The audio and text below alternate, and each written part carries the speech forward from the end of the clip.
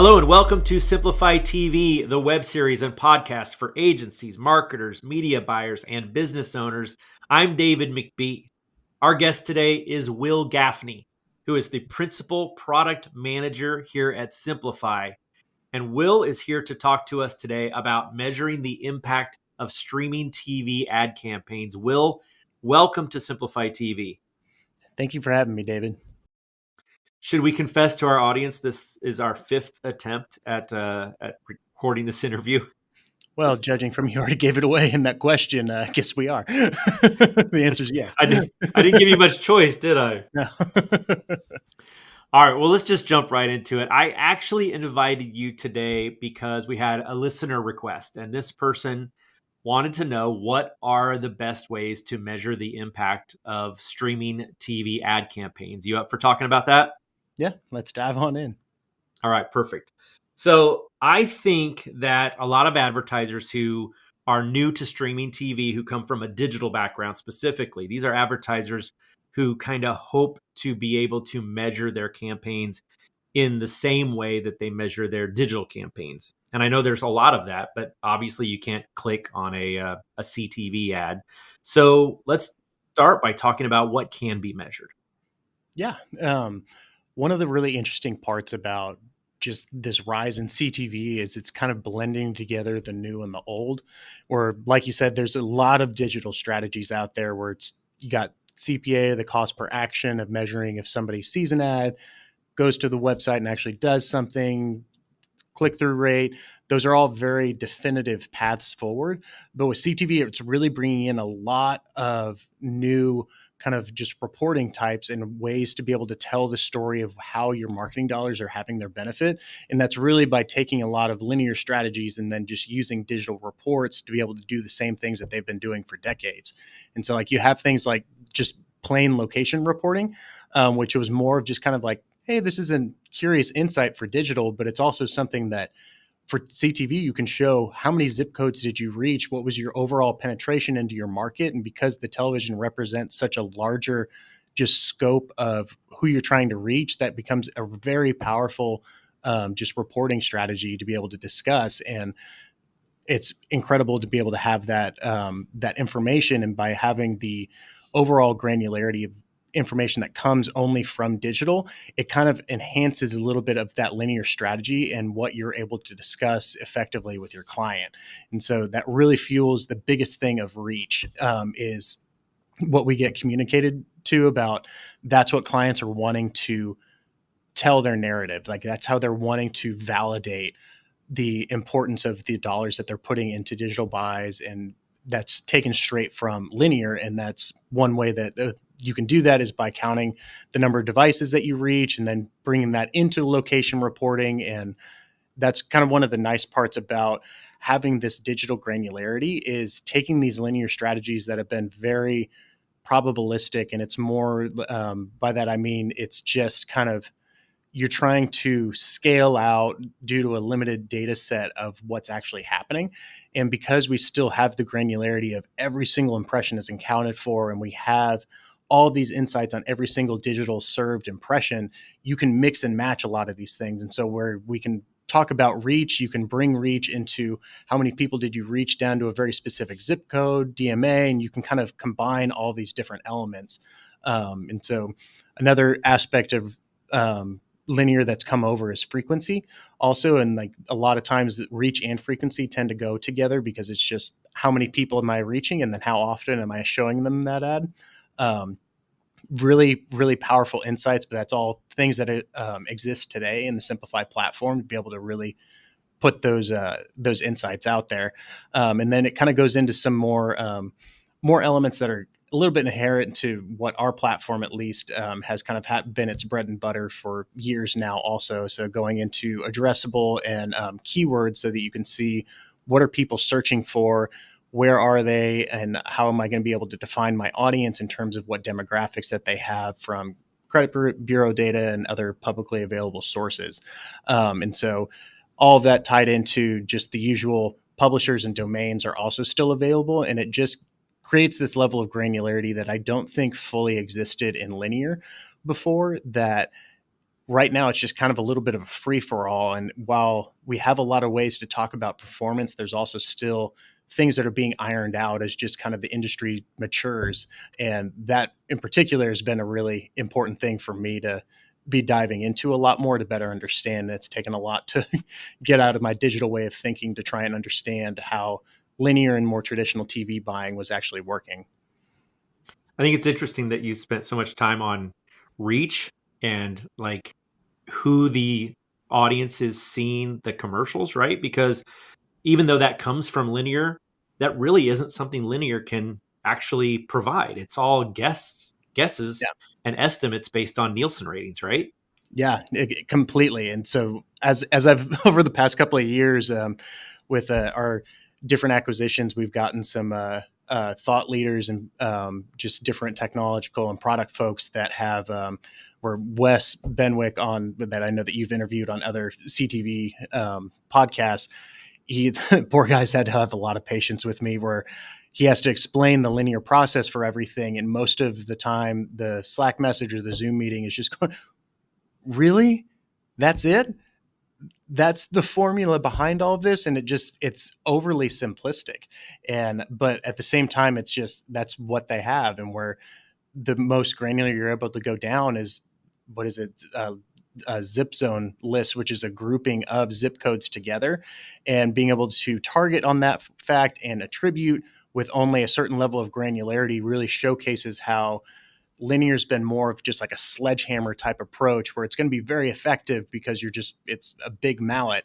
But digital is much more trying to be very scalpel precision and going into that, and how we can blend those together where it's not quite as scalpel precise as what we are used to with digital, moving into something that's still a little bit better than a full sledgehammer is going to allow our clients to be that much more lean and mean with all of their ad campaigns. I love that analogy. So since we can't click a CTV ad at this time, that who knows what the future will bring, right? I noticed that a lot of advertisers are leaning into QR codes. They seem to be popping up in all kinds of commercials, both on streaming television and traditional TV. What are your thoughts? Do these QR codes work? Um, to a point, the QR code rise was always so funny because that was like the joke of the industry of just, yeah, you can't click on a CTV ad, and you'd even like, I think there was even one client demo I went up and like physically tried to like tap the TV to prove a point, and then that year was the year that Coinbase did their Super Bowl ad where it was just the QR code going around, and I just remember sitting in my kitchen thinking, damn it, now we have something at least, so I can't do that anymore. But even then, the QR codes. I think it provides a way to create some interaction points with customers and gives them something to actually take action on, which is very valuable. But I myself, whenever I've seen QR codes, a lot of times a commercial comes on. If I see a QR code, I'm not instantly thinking like, QR code is in front of me, I must scan now. But it's something I've got to still be sucked into the ad.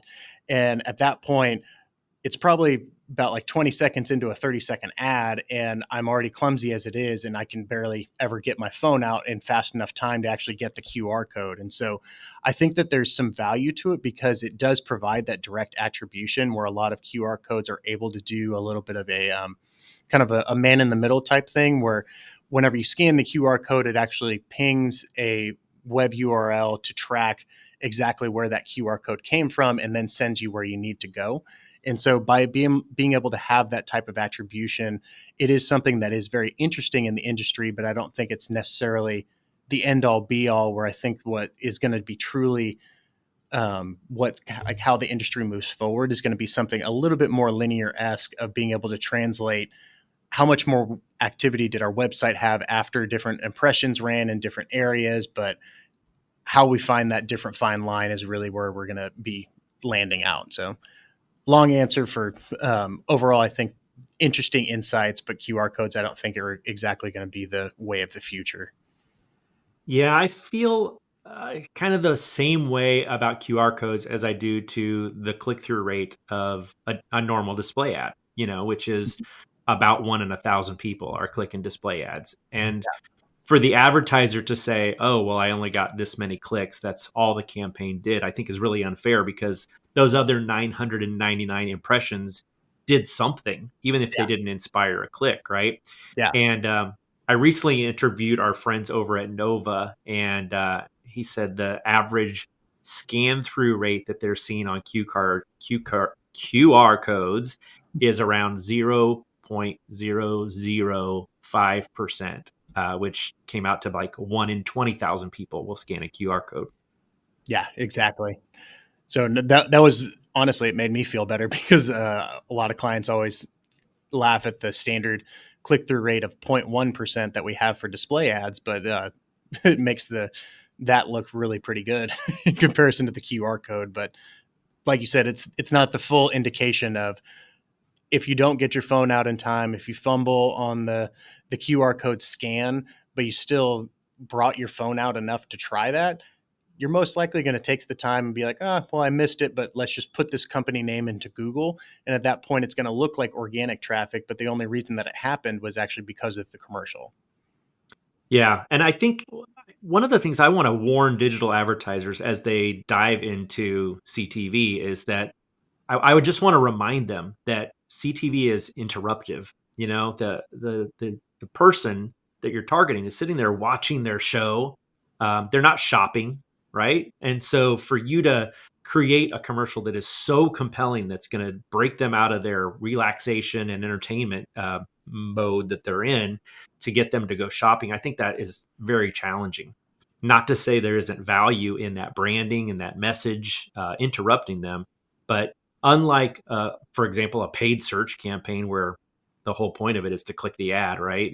Nobody goes to Google and doesn't click. I just want digital advertisers who are new to CTV to realize that it's an entirely different way of advertising to their clients. Yeah, that's a great point, David. All right, so let's talk about targeting now. With the traditional TV landscape, most targeting is based on programming, right? You want to reach women, you target dating shows or whatever. You want to reach men, you target sports. That's so generic and so politically incorrect to even say. Especially if you're trying to target me, you better be targeting the rom coms if you want to reach David and me. If you're targeting sports, you're probably reaching my wife at my house. But it's really different in the CTV environment, isn't it? Can you go into that a little bit? Yeah, it's a very, very different. And so always love that example that you bring up of just the pure candor of exactly what your viewing habits are. And it's just like, did you just assume my viewing habits? And that's what generally the linear industry has been. But what we're able to actually do with CTV is get a little bit deeper into exactly, essentially just validating if that's actually true, instead of leaning on some other company to say this is the audience and this is where they skew heavily. And even if they do skew heavily, that's great. You can still take that type of information to be able to do that type of targeting. But where CTV really excels is, again, being able to peel back the layers of that onion a little bit more, of just, you can understand exactly who this TV show is really skewing towards, but ultimately that doesn't mean that they're exclusive to that audience, and it doesn't mean that that audience is exclusive to that TV show. So you can really slice and dice everything. And exactly where the example I went into earlier, where linear TV is just a sledgehammer of just like, you have to hit this entire audience, no matter who they are, if it's who you want to get in front of or not, you're hitting them with your sledgehammer. This is like, CTV allows you to be a little bit more precise and get only the people that you're actually trying to get in front of. And then even whenever that audience is watching some show that is not exactly what you thought they would be watching, we have the data to show you who it is rather than what they're watching. And that's really kind of the biggest key pivot in how you think about purchasing ad spots between linear going to digital. Of, we're already talking about who your audience is, and we're defining them outside of their viewing habits. And previously that was all that linear had to do. Is the only change that you could make is where you're going to show your ad. So viewing habits were absolute king and everything to be able to say this is how you do your targeting. But that wasn't ever how anybody talked, because you weren't ever saying like, man, like I really need to reach those How I Met Your Mother viewers, which I might be dating myself since that show's off the air, but you were speaking about your target audience as the people that you want for your business. And CTV really allows you to continue speaking in that same regards without having to be locked into defining them by the shows that they watch. I love that. All right. So I'm going to really challenge you with this final question in 30 seconds. Oh, no. What would you say to an advertiser who says, Will, how do I know if my CTV campaign is working? Can you even take a shot at answering that, Will?